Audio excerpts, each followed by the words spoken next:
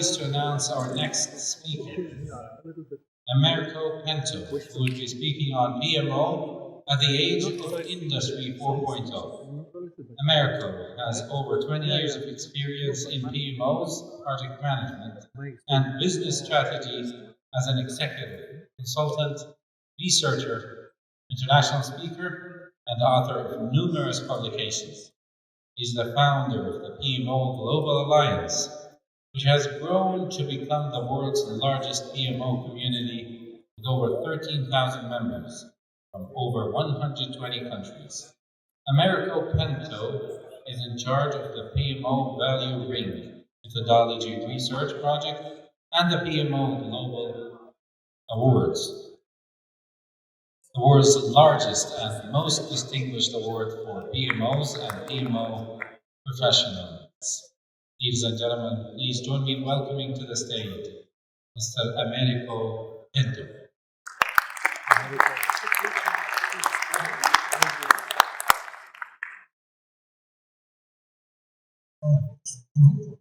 Hello everyone, it's a great pleasure to be with you here today. Thank you very much for the invitation to be here. So today we have a little more focused topic, right? I'm going to bring to you some practical ideas, some practical insights about PMOs. So now I will share with you some ideas that from our community, our worldwide community of PMOs.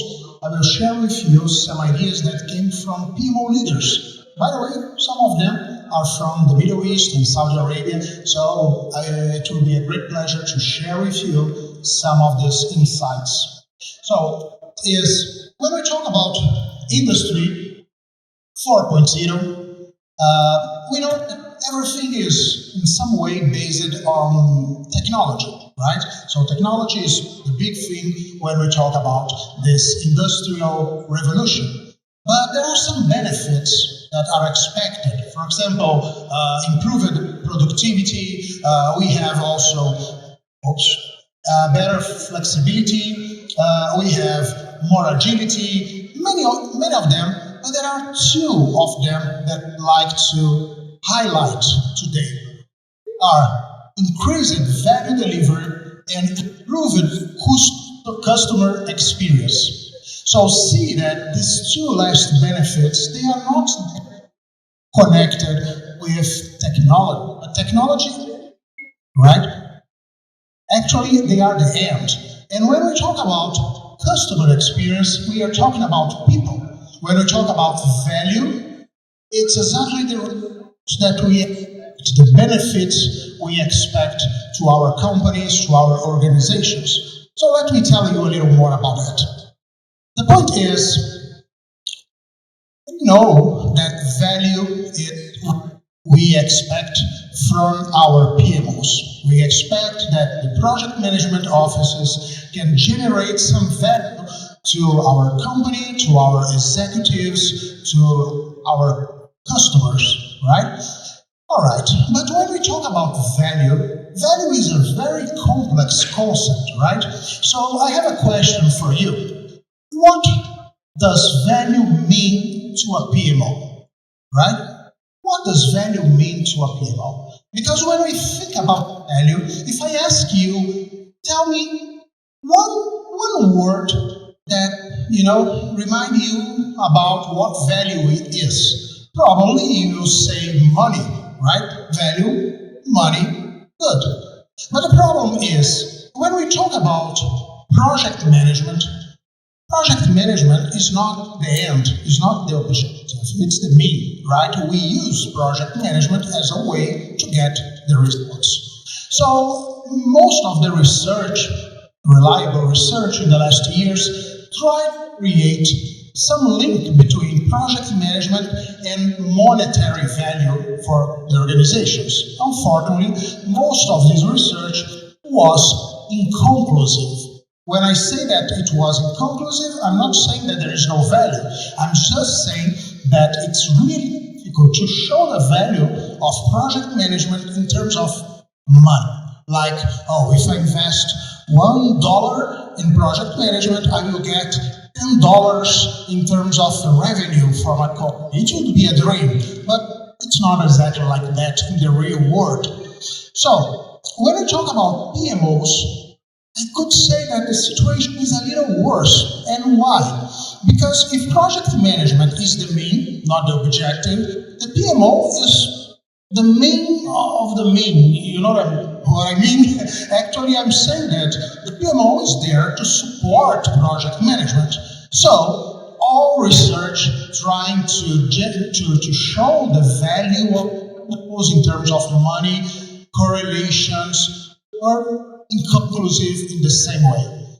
A few years ago, at PMO Global Alliance, we started a very interesting research project with the objective of show the value of PMOs. But instead of talking about the value in terms of money, we try to bring some other perspectives from other fields. For example, customer experience, psychology, marketing, because talking with hundreds of PMO leaders and executives, we realize that it seems that the value of a PMO is not exactly money, but it looks like a perception, a feeling. For example, you talk to your director and you say, you believe that the PMO is really valuable for you? And he or she will say, yes, I believe.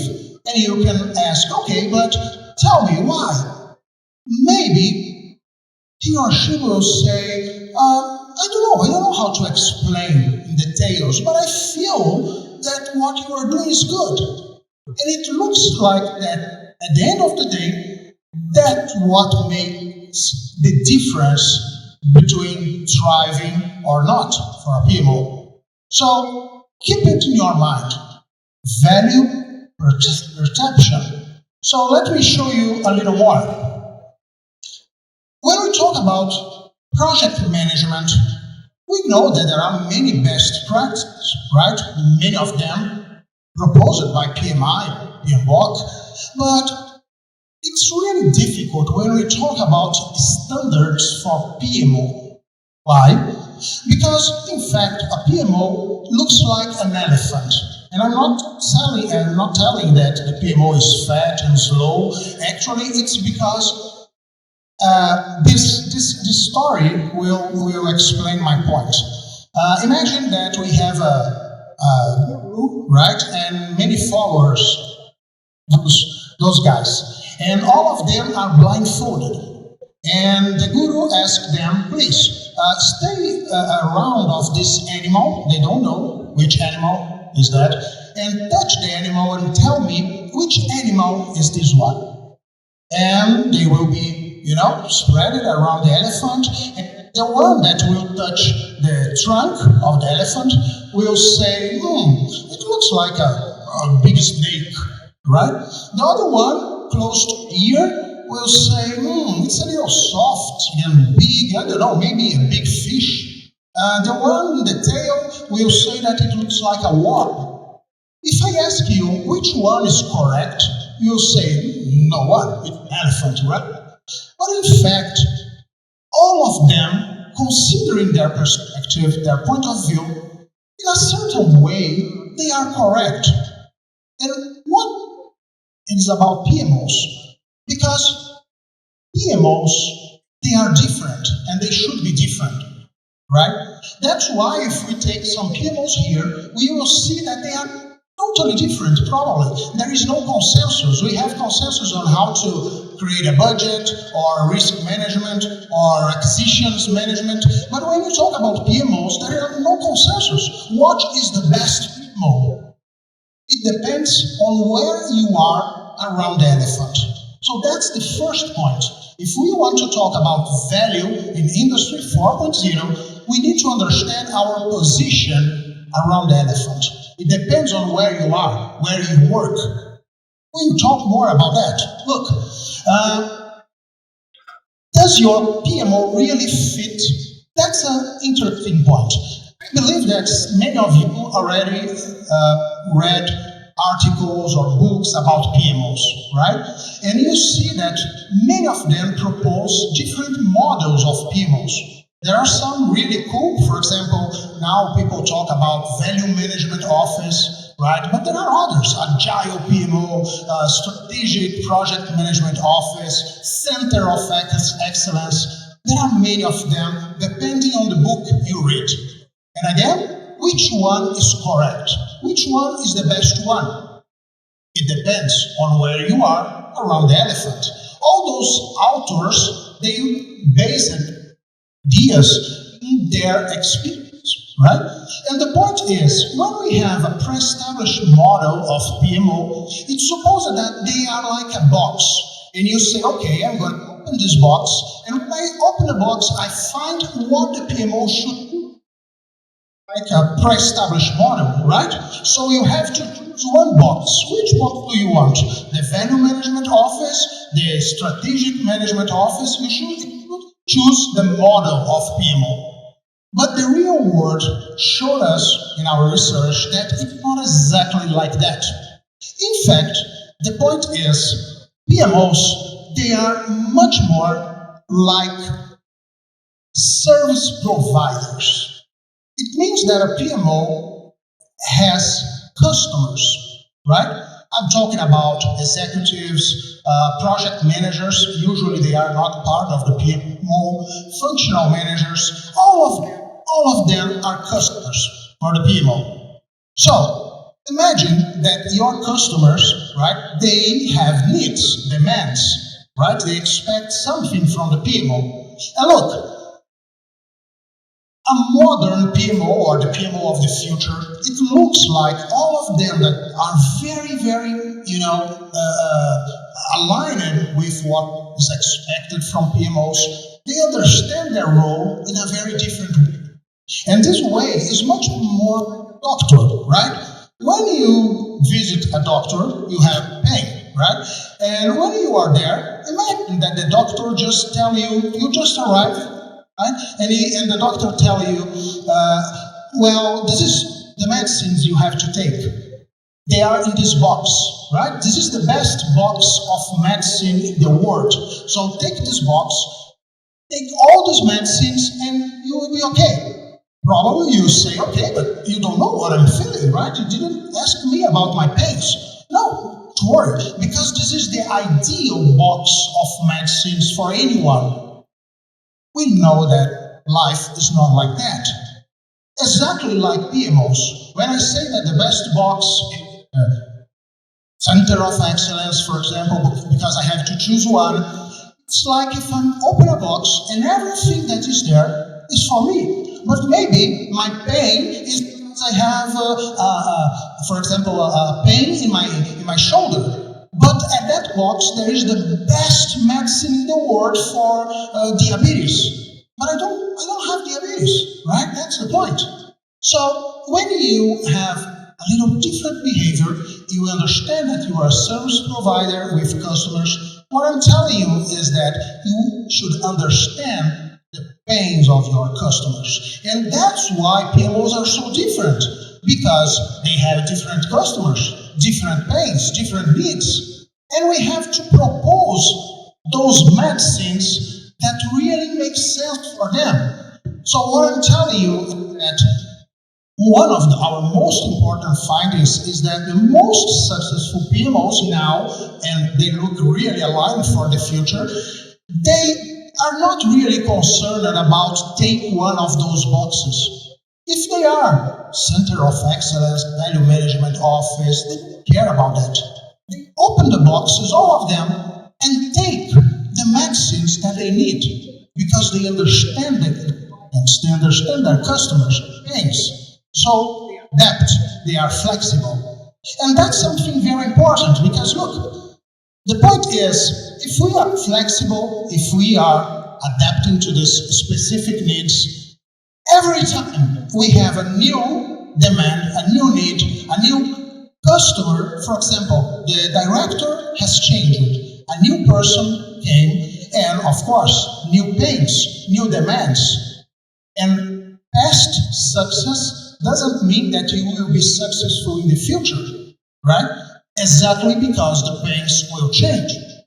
And you can say, okay, America, but it's supposed that all executives should have the same pain. Come on, if you live in the real world, you know that things are not like that.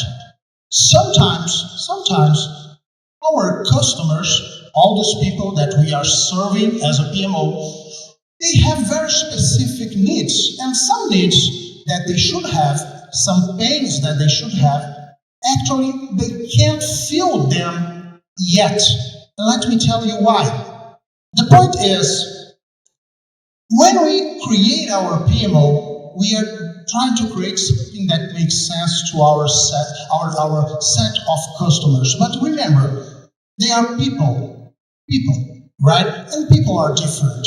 Let me give you an example in terms of perception of value. Look, we have two people here. One is a child, and the second one is an adult. A 3 years old child and an adult, right? Okay, I have two options. I have here the keys of a real Ferrari, Italian Ferrari, it's over there, outside. And on my other hand, I have a Ferrari, but it's a toy, a remote control toy, right? If I offer these two options to the adult is mature enough to understand the value of a real Ferrari, right?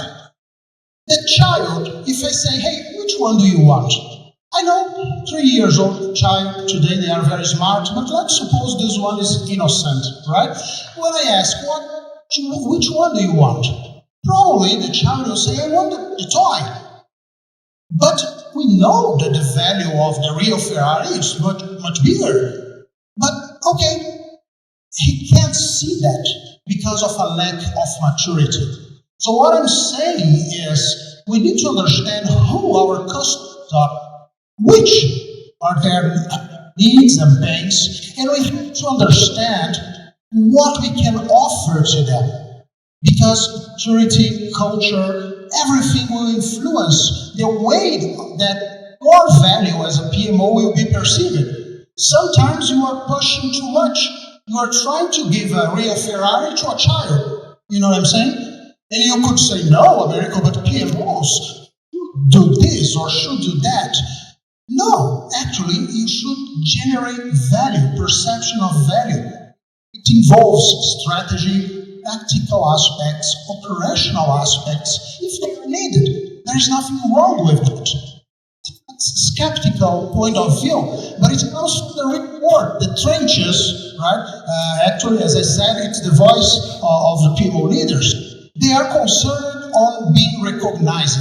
And if they want to do that, should adapt. They have to create perceived value, being unique. And finally, to close our conversation, let me tell you why. I'm focused on my customers, people, right? It's a matter of people. Technology, without a clear understanding on how they will generate perception of value, is useless. The point is, I understand who they are, and I understand how they will perceive value. Okay, but you can say, America, I'm doing a great job, and nobody see the value of what I'm doing. It's really frustrating. They can't see the value of what I'm doing. Do you know why? Because of this. Because value as beauty is in the eye of the beholder. It doesn't matter if you are doing a great technical job. PMOs are different. They are not projects, they are PMOs, service providers. The first thing is to understand who your customer is, which he or she really need, and fulfill these expectations. That's the way to generate perception of value. And of course, you could say, America, but there are some things that are important, but they are not really concerned about that at this moment. Yes, of course, you will see it for the future. But never forget that if you are doing a great technical job and nobody is really recognizing what you are doing, it's very possible that the problem is not in your customer, but it's in you, yourself. look to you, look to what you are doing. Because value is in the eye of the beholder. So Industry 4.0 is based on technology, but without a clear understanding about the importance of people and what value means for a PMO, and in the future, more and more, actually, every technology will be useless, right? That's it. I'd like to share with you my contacts, and at that link, if you want to watch a 1 hour video, it was a session for PMI Japan last week. So I provided this video for you, so we have 1 hour. You can understand a little more some of the concepts that we had a little short time to share with you today. Okay? If you want to join PMOGA, you'll be very welcome, and thank you very much. I wish success to all of you. Entry